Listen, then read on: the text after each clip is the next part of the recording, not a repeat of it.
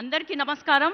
ఈరోజు మన భూపాలపల్లి మున్సిపాలిటీలో జరగబోతున్నటువంటి ఎలక్షన్ సందర్భంగా మన ప్రియతమ నేత మన ముఖ్యమంత్రి శ్రీ రేవంత్ రెడ్డి గారికి, అట్లాగే మన ఇన్ఛార్జ్ మినిస్టర్ శ్రీ పొంగులేటి శ్రీనన్న గారికి, అట్లాగే ఐటీ మినిస్టర్ శ్రీధర్ బాబు గారికి, మా సమ్మక్క సారకలో ఒకరైనటువంటి మన దేవాదాయ శాఖ మంత్రివర్యులు కొండా సురేఖమ్మ గారికి, అట్లాగే ఇక్కడ ఉన్నటువంటి వివిధ కార్పొరేషన్ చైర్మన్లకి, లైబ్రరీ చైర్మన్కి, డిసిసి ప్రెసిడెంట్, ముఖ్య నాయకులందరికీ, కాంగ్రెస్ కుటుంబ సభ్యులకి, ఇక్కడ వేలాదిగా తరలి వచ్చి కాంగ్రెస్ పార్టీ అంటేనే మాకు ఇష్టం, కాంగ్రెస్ పార్టీలో మా మనసులో చిరస్థాయిగా ఉండిపోతుంది అన్ని ప్రేమతోటి వచ్చిన నా అక్క చెల్లెళ్ళకి, అన్నదమ్ములందరికీ కూడా, ప్రెస్ మీడియా మిత్రులకి, పోలీస్ సిబ్బందికి అందరికీ కూడా పేరు పేరున నా నమస్కారాలు తెలియజేసుకుంటున్నా.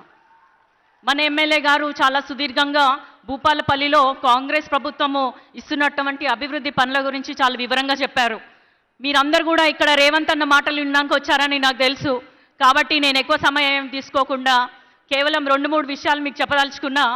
ఆడబిడ్డల ఆత్మాభిమానం తనాభిమానం అని నమ్మి మన ముందు మనలాగా వచ్చినటువంటి మన రేవంత్ రెడ్డి గారికి ఇందిరమ్మ పార్టీ ప్రభుత్వంగా ఏర్పడినాక ఆడబిడ్డల ఆత్మాభిమానం ఆత్మాభిమానం అని ఇందిరమ్మ ఇల్లు ఇవ్వడమే కాకుండా సన్న బియ్యం కానీ, రేషన్ కార్డు కానీ, 1 కోటి మంది మహిళల్ని కోటీశ్వర్లు చేస్తా అని చెప్పి దాదాపు 1,00,000 కోట్ల రూపాయల బ్యాంక్ లింకేజ్ ద్వారా డబ్బులు ఇస్తూనే వడ్డీ లేని రుణాలు ఇప్పటివరకు 27,000 కోట్లతోటి మనకి ఇవ్వడం జరిగింది.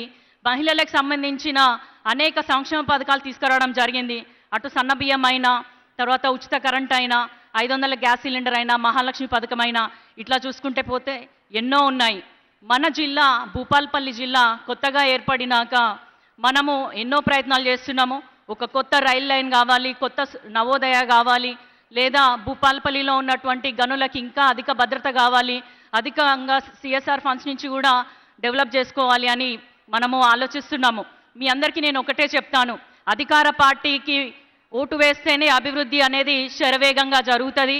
ఇప్పుడు ఉన్న ప్రతిపక్షం ఏం కొత్త వాళ్ళేం కాదు, వాళ్ళు 10 ఏళ్ల పాలన ఎలా ఉందో మీ అందరికీ తెలుసు. కాబట్టి ఇప్పుడు మీరు అందరు కూడా చాలా జాగ్రత్తగా మీ ఓటు అనే ఆయుధాన్ని ఉపయోగించి, అభివృద్ధి అనేది కేవలం మీ వల్లే సాధ్యమవుతుంది, మేము దానికి సంధానకర్తలుగా ఉంటాం కాబట్టి మీకు అభివృద్ధి చేసే అవకాశాన్ని మీ ఓటు అనే ఆయుధం వేసి మమ్మల్ని భూపాలపల్లి మున్సిపాలిటీలో అత్యధికంగా వార్డు మెంబర్లను కనుక గెలిపించినట్లయితే మనము ఇప్పటివరకు 60 కోట్ల నిధులు ఇవ్వడం జరిగింది భూపాలపల్లి మున్సిపాలిటీకి.